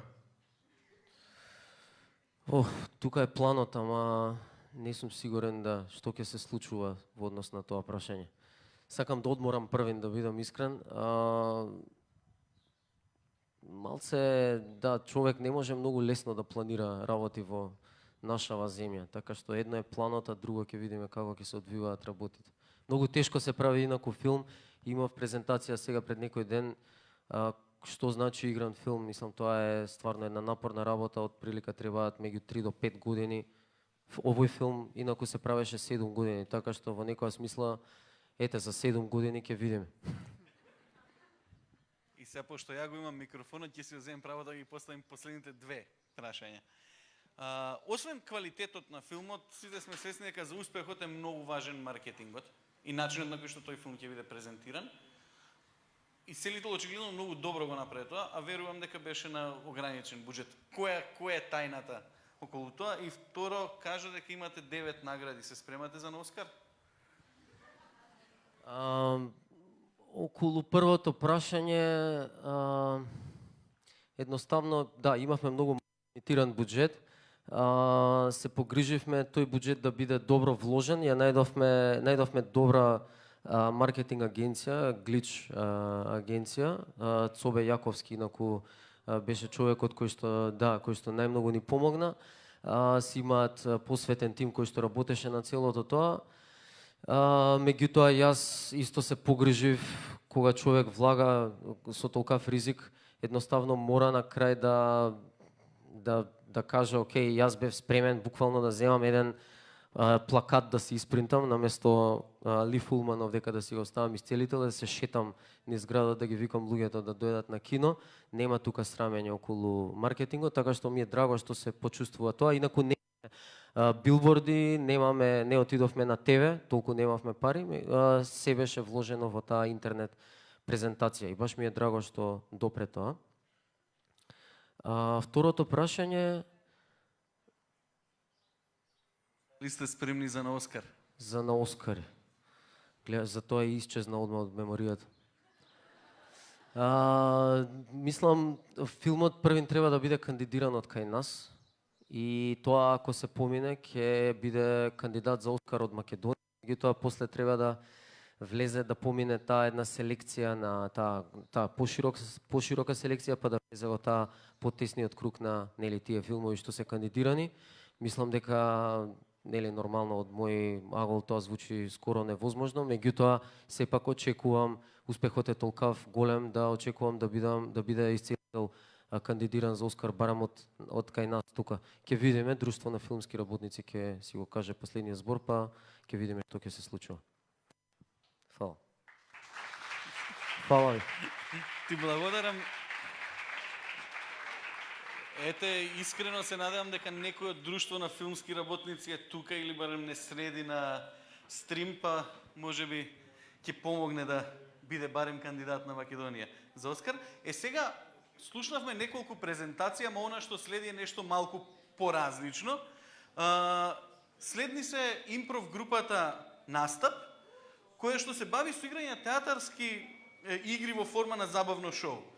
Импровизаторската театарска група Настап ја сочинуваат 7 членови. И тоа се Тони Денковски, Глигор Јовановски, Дамјан Цветановски, Сергеј Димовски, Мартин Манев, Андај Цветановски и Димче Николовски Димсада.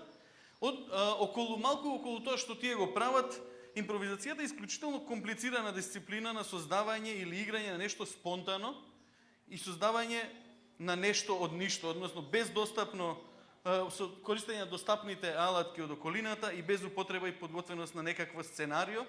И како тоа на вистина изгледа, би им дозволил на дечки да покажат. Повелете.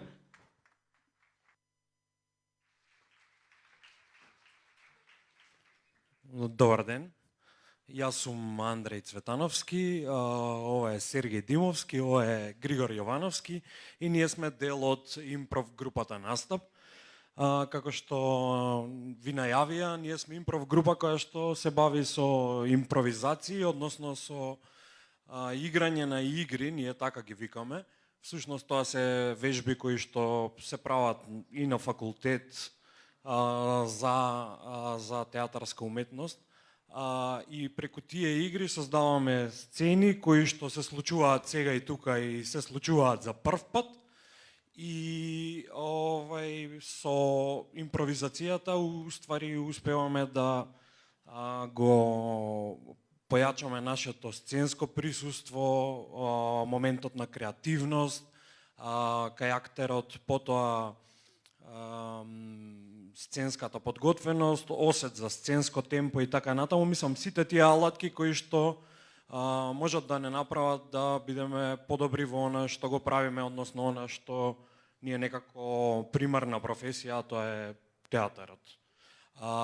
Сега ќе ви демонстрираме две игри од оние игри кои што ги имаме на репертоарот. Како ресторан да сме, ги имаме на менито двете игри, денеска Промена и Ливчиња.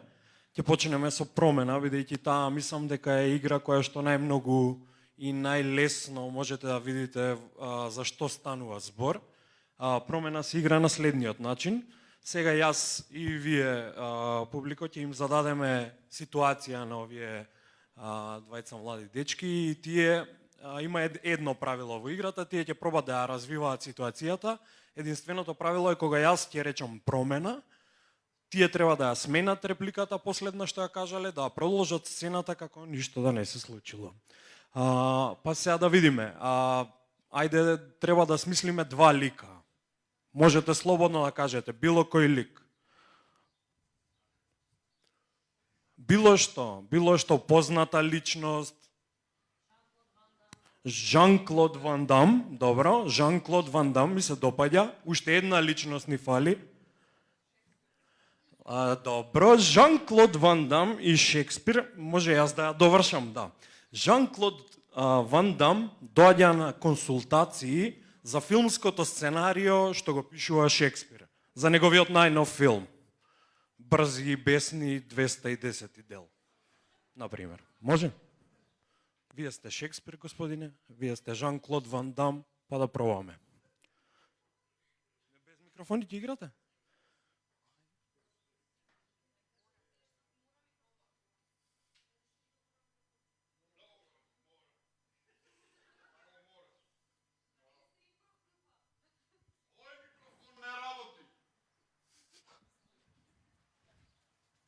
Добро, сега може. Григор, Шекспир, пробај го микрофон. Да.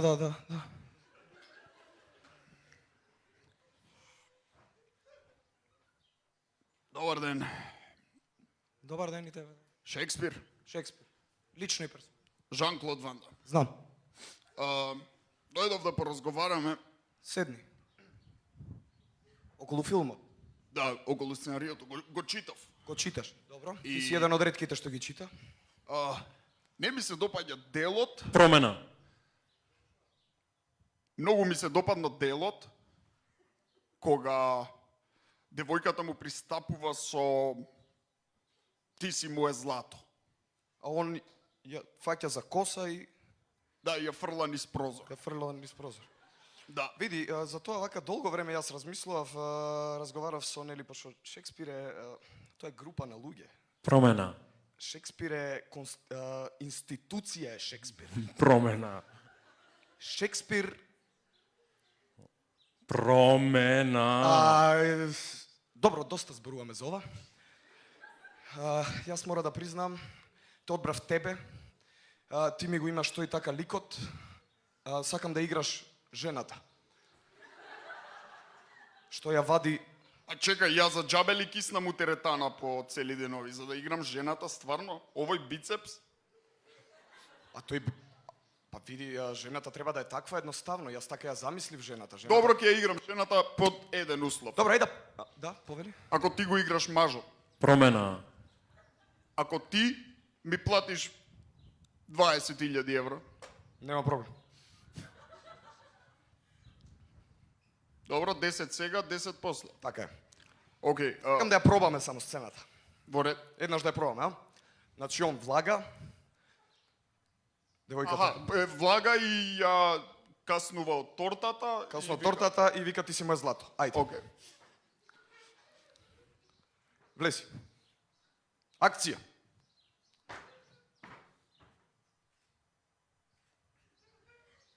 Ти си моје злато. Чекај малце. Добро, сега нели од прозор треба да те фрлам. Ама добро, тоа ќе пробаме после. Сакам кога јадеш од тортата да се гледа како дека многу ти се јаде торта. Многу ти се јаде торта. Окей. Ајде, сега. Многу ти се јаде. Многу. Лики. Чвакај, мачкај се. Ти си моје злато. Ти си моје злато. И крај.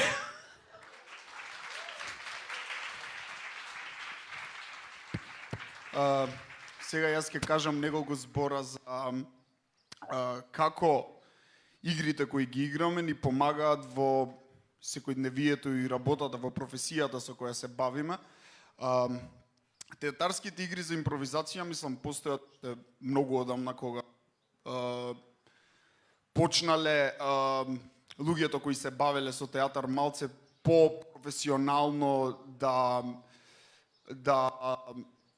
размислуваат во полето како тоа да се претвори во еден тип на нели образование каде што би можело да се поттикнуваат и да се изучуваат на таа театарска уметност, така да како што еден атлетичар во денот мора да истрча не знам колку 30 километри за да се спреми за Олимписки игри, така еден актер, мислам тоа е мое мислење и мислењето на целата импров група, мора во денот да импровизира час или 2 или 3 или ако се заиграме и 5 часа без престан, за како би ја развил својата алатка за моменталната спремност. Се разбира, импровизацијата е комплицирана работа, мислам, можеби не оноку колку што изгледа дека е, но за да импровизираш мораш да имаш моментално знаење. Што тоа значи?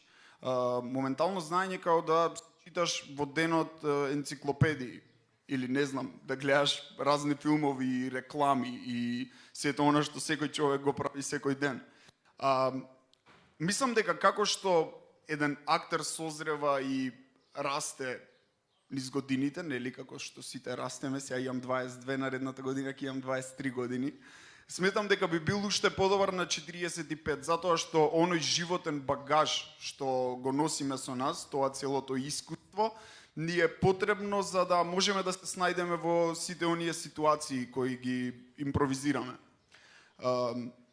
Така да, импровизацијата е убава работа, исто која помага и на луѓе кои се полечени, да речам интровертни. Постојат многу психолози кои користат игри за импровизација како би помогнале на интровертни личности да се опуштат и да можат полесно да комуницираат со околината и со луѓето околу нив. Постојат многу такви примери. Да, и она што е најбитно за нас е тоа што нас ни е многу забавно кога ги правиме овие работи и така кажам, еден од начините да станеш подобар во тоа што го правиш, а по пат многу да се забавуваш. Сега ќе пробаме уште една игра, таа игра ја викаме ливчиња. Значи, ливчиња се состои во тоа што јас на Сергеј и на Григор ќе им дадам ситуација и ликови во кои што ќе играат. Тоа што е ново во играта е што јас овде во мојот джеп од кошулата, имам ливчиња напишано со по една реплика. Тие не знаат што пишува на ливчињата и сега ќе се обидат да доека играат, да ги искористат ливчињата како реплики да продолжат сцената. Значи, ситуацијата е диригент и самурај на курс за контрола на гневот. Диригент и самурај на курс за контрола кај гневот. Па да почнеме. Другата.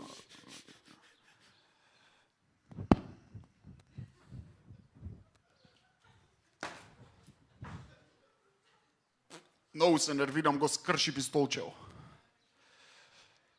Не се нервирај, затоа сме тука. Знам. Не... Добро, контролирај го гневот. Знаеш што? Сега ќе ти кажам нешто многу неприродно. Мислам дека сум заљубен во својот меч. И мислам дека ме изневерува. Твојот меч? Да, мојот меч. Со кого? Со човекот кој го остри. Толку нежно го држи, јас имам толку гнев во себе што често ми доаѓа да го Да, тоа е. Исто така. Со моето диригентско стапче кога... Аха. Добро, да не зборуваме сега за тоа. Едноставно треба да се смириме. Смири се. Диш. Кога ќе дојде? Кога ќе дојде? Овој што као ми е учи, мислам, овој што не спрема да... Да, Жан Батист, колку Жан што Батист. прочитав, да. Знаеш ли што му пишуваше на Жан Батист на визит картата? Што? Вели, сакам да направам облак околу тебе. Облак? Да. Ако тој облак значи дека ќе ми го скроти гневот, Тоа значи дека едноставно тој сака да ти каже дека едноставно лошите мисли треба да ги отфрлиш од својата глава. Сум пробал многу. За да нема облак околу твојата глава. А така еднаш ми се има случајно пред публика. Вака нешто оркестарот ме следи. Јас правам вака со стапчето и во еден момент тој таму на виолина што свири ми вика: "Нападни ја оваа медуза." И јас го земам стапчето и ја напаѓам.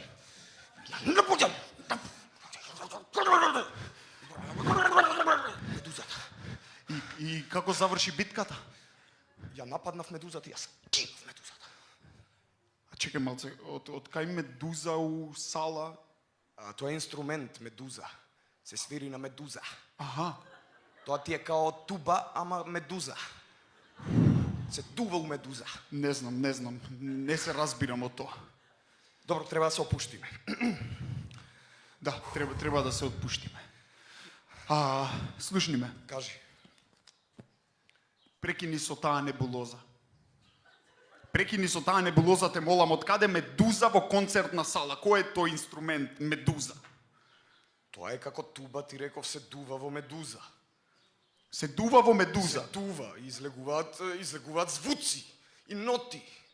И јас им правам овака. И они свират. Јас стварно сум под голем стрес. Не, знаеш што? Знаеш што, ти си само едно обично, значи, не, те молам, користи ги моите стапчиња. Моите стапчиња користи ги. Еве.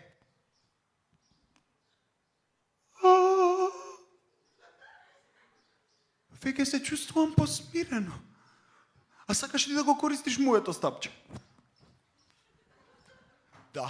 Пази. Добро. Ќе дојде ли еднаш овој Жан Батист? Жан! Ала, Андре! Крај. Ма многу ми бевте забавни, извинете. Да, извинете. Тоа би било тоа, не знам. Не знам што друго би кажале во однос на ова што го правиме. Ни станува се поинтересно и се надеваме дека ќе можеме ова да го правиме цел живот, иако сега почнавме. И тоа е тоа. Да, ако сакате да го видите ова во полн состав и во полна пареја, тогаш дојдете утре на факултетот за драмски уметности во бифето во 9 часот. Таму ќе имаме настап. Да. Фала ви. Чекај, не бегајте, и за вас има прашање. Беше интересно, така? Дали има уште нешто што би сакале да ги прашате во однос на тоа што го прават? Сигурно? Толку сме енигматични? Мислам дека ги оставевте без зборови. Па. Повели? Напред прашај ги.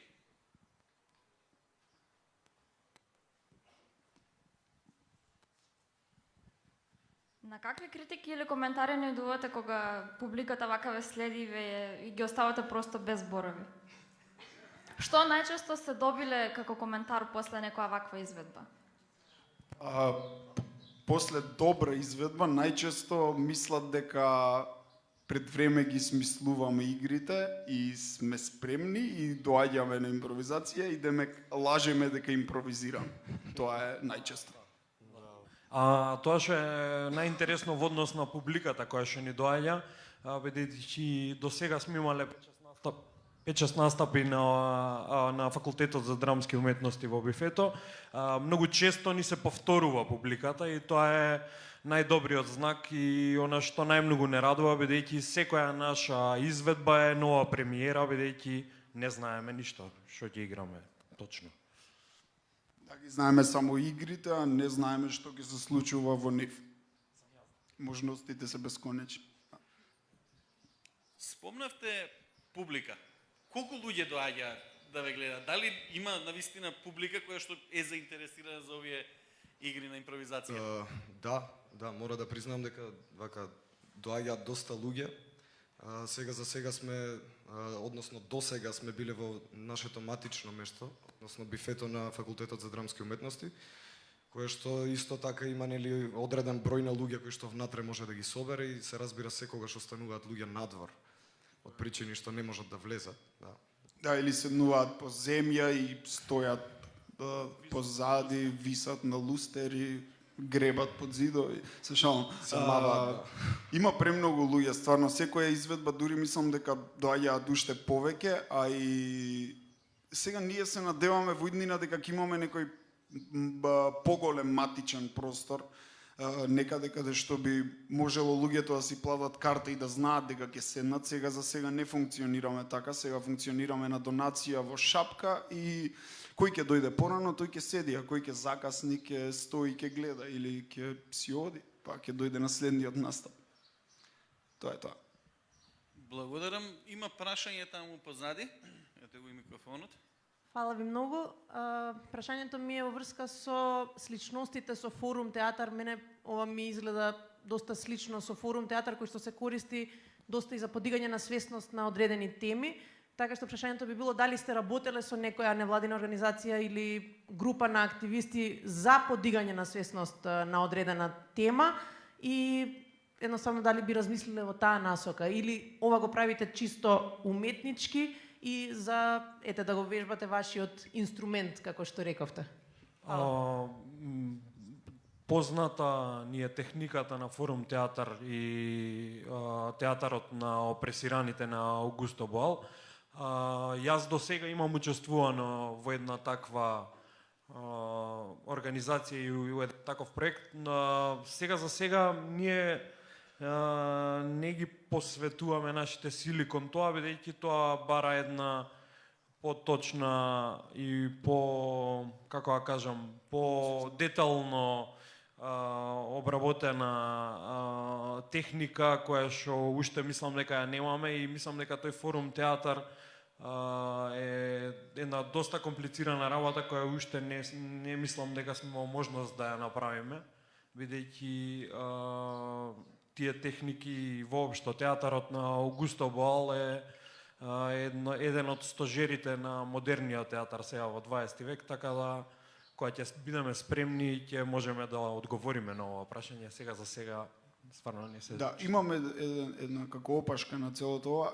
Инаку импровизацијата исто нас ни се допаѓа премногу и се повеќе и повеќе сме во тоа, поради тоа што кога доаѓаат луѓето да не гледаат, ние понекогаш, може би тоа не се приметува, но тонеме, или како што ние би го рекле седма врата пеколот. Тоа е кога си во една ситуација каде што ти немаш воопшто ништо да понудиш, партнерот исто така и сте заглавени во една ситуација каде што на публиката е премногу интересно дека двајца актери на сцената моментално не можат да им текне ништо. И тоа е уште позабавно. А и тоа е убаво за нас затоа што колку повеќе се пушташ во работите и колку повеќе си ослободен и колку повеќе си играш како дете, толку е подобро за тебе, за твојот партнер и за сцената. Така да ова е стварно едно школо за нас и така. Океј, фала ви многу дечки, а вие ќе ги гледате веројатно утре у бифета на ФД. Фала ви на вас. Фала за поканата.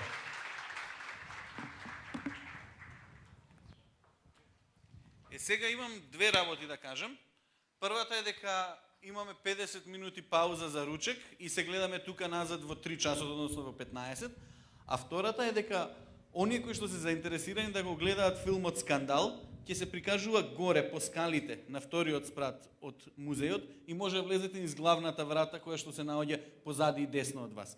Значи, пауза за ручек, филм и се гледаме во 15 часот.